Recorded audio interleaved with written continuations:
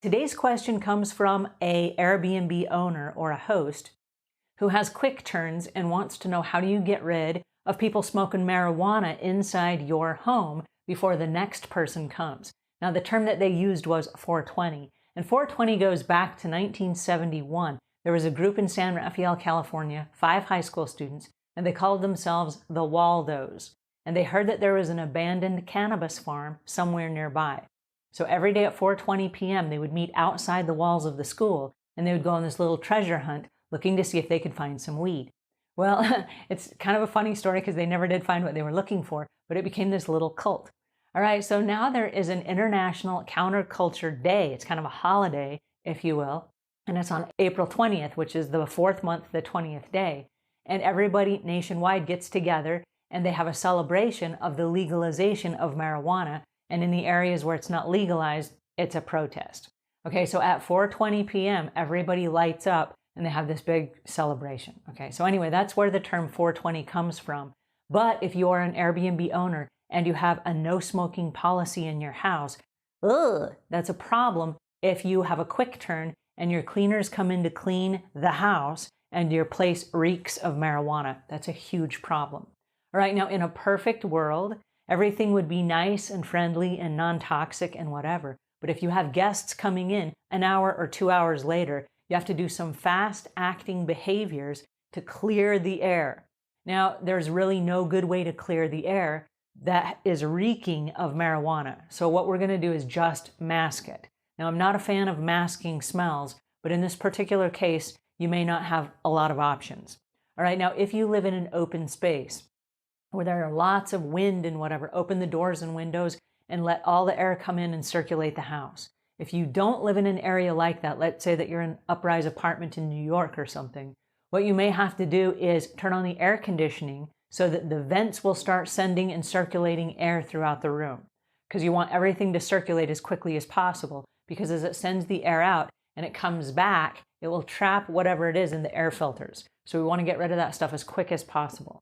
All right, the next thing that you want to do is there is a product on the market, and I will leave links in the show notes. It's called Ozium, and it is a really high impact odor eliminator. It doesn't really eliminate the odors, it masks the odors. And so you want to spray that in the air wherever it smells like marijuana. All right, then the next thing that you want to do is you want to clean up everything with Lysol all-purpose spray.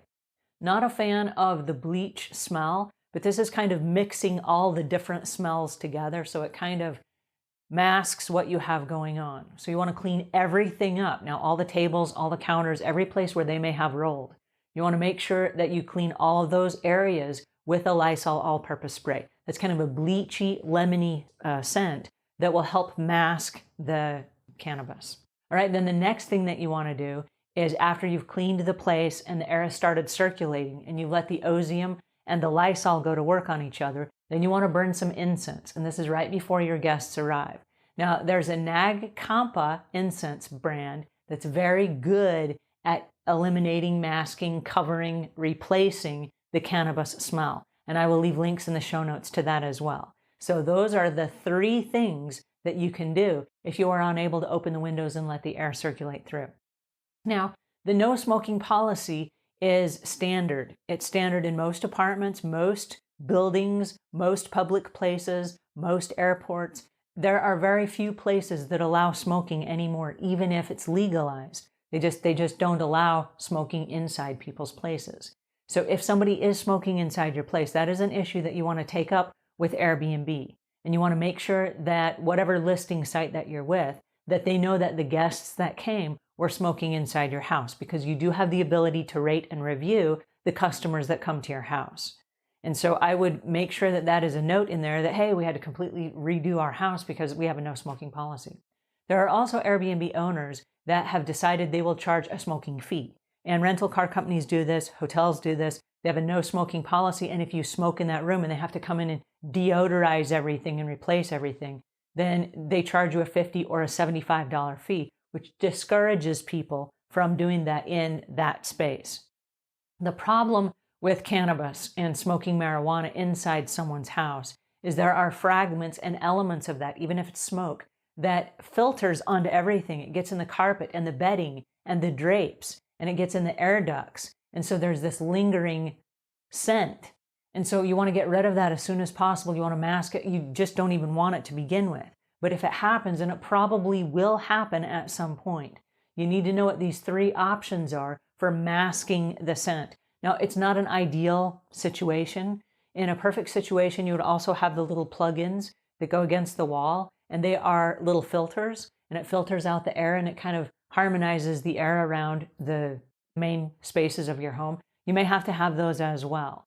But then I would let your coming guests know that are arriving soon, hey, we've just deodorized the entire place. We had some smokers come. It's against our policies. I'm very sorry that you've run into this, but I just wanted to give you a heads up. And then they come in and it doesn't bother them or whatever, but if there's a hint of smell, at least you gave them a heads up and you let them know.